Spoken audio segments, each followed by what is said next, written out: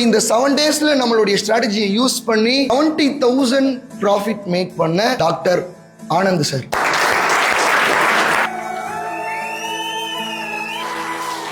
ஒரு ப்ரொஃபஷனலாக நீங்கள் ஒரு டாக்டர் ஒரு பேஷனபுளாக நீங்கள் பண்ணுறீங்க ட்ரேடிங்கும் போது டாக்டர் ப்ரொஃபஷனல் இருந்தாலும் எனக்கு ட்ரேடிங்ன்றது பேஷன்.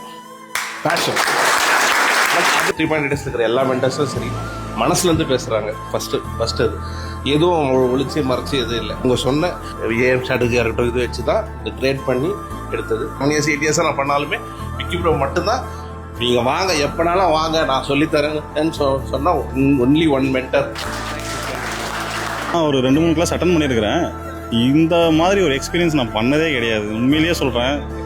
ஒரு ஒன்றுமே தெரியாத ஜீரோவில் இருக்கிறவங்க கூட இன்னைக்கு எல்லாத்துக்கிட்டையும் என்ன கேட்டு பாருங்கள் 100% சாட்டிஸ்ஃபைடாக தான் இருப்பாங்க. பேஸ் லெவலில் இருந்து ஒருத்தனை தூக்கி நிறுத்தின யாரால முடியும்னா இவங்களால மட்டும்தான் முடியும்னு நினைக்கிறேன் நான். மற்ற இந்த மாதிரி ஒரு சத்தியமாக என்ன பேசுறதுன்னு என்னால் எக்ஸ்பிளனேஷன் பண்ணவே முடியல. அந்த அளவுக்கு உங்களுடைய எஃபோர்ட்ஸ் இருந்துச்சு. உண்மையிலேயே சொல்கிறேன். இவ்வளோ எஃபோர்ட் போட்டு ஒருத்தர்னால இவ்வளோ தூரம் ஒருத்தருக்கு எக்ஸ்பிளனேஷன் கொடுத்து சொல்லிக் கொடுக்க முடியுமான்றது சத்தியமாக நான் எங்கேயுமே பார்த்ததில்லை. எல்லாருமே ரிவ்யூ பார்த்தது நானும் அதை பார்த்து தான் வந்தேன். ஆனால் பார்த்ததுக்கும் இங்கே வந்ததுக்கும் உண்மையிலேயே சொல்கிறேன் 1000% சாட்டிஸ்ஃபைடுன்னு தான் சொல்லுவாங்க.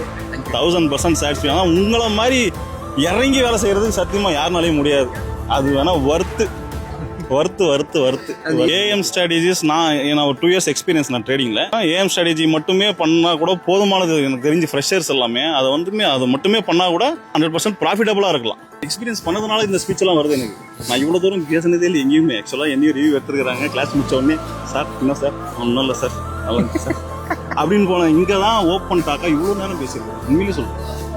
உண்மையிலே வருது. நான் வேற மாதிரிலாம் பேசணும்னு நினச்சேன். எனக்கு வரல. இல்லை உண்மையிலே சூப்பர் எக்ஸ்பீரியன்ஸ் பண்ணீங்களோ.